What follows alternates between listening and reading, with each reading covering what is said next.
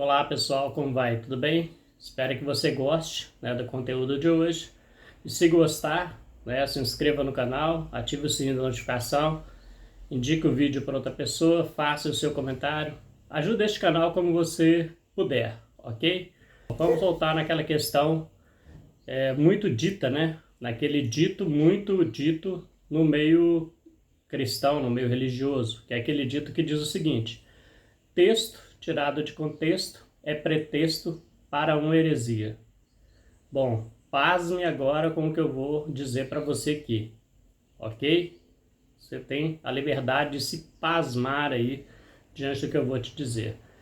Não existe, nem nunca existiu no mundo, nem nunca existirá uma religião que se sustente sem heresias.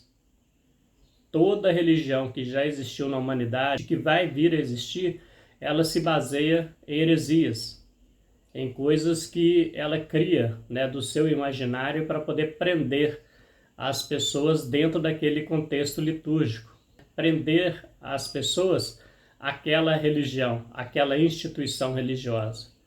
Isso é o que acontece hoje, é o que aconteceu no passado e o que vai acontecer no futuro, ok? Pasmem quanto a isso. Mas vamos voltar ao texto de Mateus capítulo 24, porque ele tem muito conteúdo, é um contexto muito rico em informação e tem muita coisa para a gente poder examinar ali em Mateus 24, ok? Hoje nós vamos examinar um versículo antes daquele que foi comentado ontem, no vídeo de ontem, o versículo 21.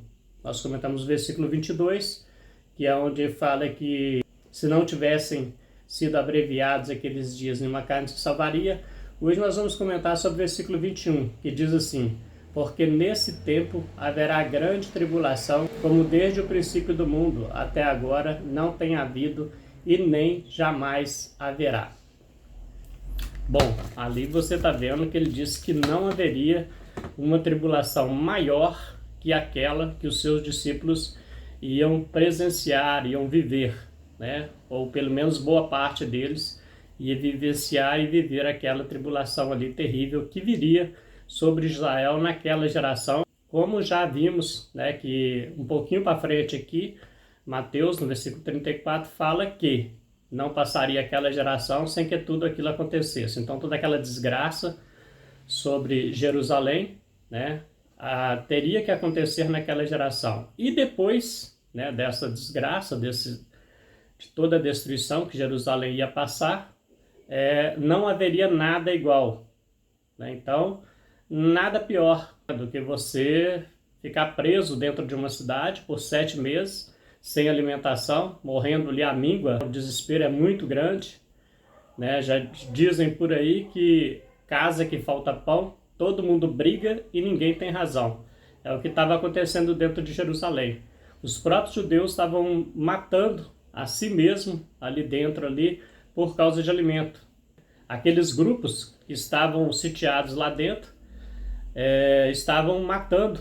Havia uma luta interna daqueles grupos por alimento e muitas vezes também por ideologia, porque um queria as coisas de uma forma, outro queria de outra. Então, casa que falta pão, todo mundo briga e ninguém tem razão o que estava acontecendo dentro de Jerusalém. O próprio Flávio Joséfo diz que Tito, quando viu o que estava acontecendo dentro de Jerusalém, os judeus se matando um ao outro, ele chegou à conclusão que o próprio Deus de Israel estava pelejando a favor do povo romano, estava lutando pelo povo romano. Então, dizendo isso, eu falo para você também o seguinte: ninguém é melhor do que o Senhor Tempo para mostrar o que eu sou, ou o que haverei de ser, o que você é, o que você haverá de ser. Ninguém é melhor que o Senhor Tempo para mostrar o que haverá de ser alguém, daqui a algum tempo. E o nosso amigo, e Senhor Tempo, ele provou que Jesus aqui tinha razão. Não haveria nenhuma tribulação maior que aquela tribulação que os judeus iam passar. Ah, tá, vai ter uma no futuro, citado em Apocalipse. Apocalipse está falando dessa. Você que talvez tenha entendido de maneira diferente, mas o Apocalipse está falando dessa tribulação. Ainda que ali tem muitos linguagem figurada, muitas vezes ele está usando uma linguagem figurada, muitas vezes ele está dizendo que ele viu, né, determinada coisa, como ele fala que ele viu seres semelhantes a escorpiões sair do seio da terra, mas que o livro de Apocalipse está tratando da destruição de uma cidade e não do fim do mundo, isso é óbvio. Lá mesmo fala que ele, depois da destruição de Jerusalém, ele viu uma outra cidade descer do céu, não um outro mundo, ele viu uma outra cidade. Então, voltando ao assunto aqui, né, porque o assunto é muito extenso, então vamos focar mais aqui em Mateus 24 nesse momento, ok? Vamos deixar esse assunto para uma outra ocasião.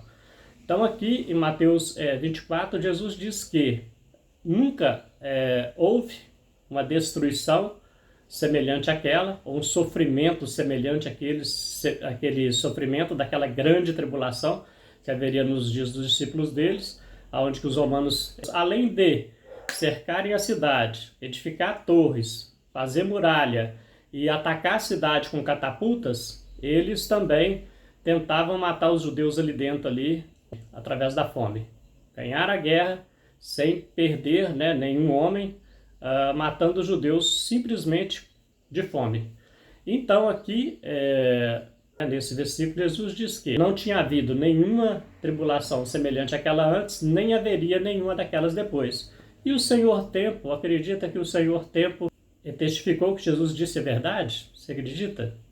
O próprio Senhor Tempo não precisou de uma revelação divina, não precisou de um profeta aparecer por aí, o profeta Balabachúria aparecer e dizer, né, e testificar ferozmente que Jesus estava certo. Não, o Senhor Tempo testificou que ele estava certo, porque depois daquela destruição que Jerusalém passou, o Estado judeu, para voltar a ser reconhecido como nação, levou quase 2000 anos. Você acredita? O Senhor Tempo testificando que Jesus estava falando a verdade. Eu te faço a pergunta. Houve um período, Jerusalém passou por várias destruições, como a destruição babilônica, que durou 70 anos. Não tem relato na história em que Jerusalém tenha levado quase 2000 anos para se reedificar. Então, quem está certo é os que pregam. Não há heresia aqui nesse texto, quando diz que no futuro haverá uma destruição mundial, ou uma destruição em Jerusalém maior que a destruição de que Jesus estava relatando aqui, que haveria de acontecer naquela geração. Deixo aí essa pergunta para você. Haverá uma destruição maior que essa, ou essa destruição foi a maior que houve até aquele tempo e a maior que houve a partir daquele tempo? Haverá outra destruição maior que essa? Deixo aí essa pergunta para você. Deixo um forte abraço e te desejo graça e paz.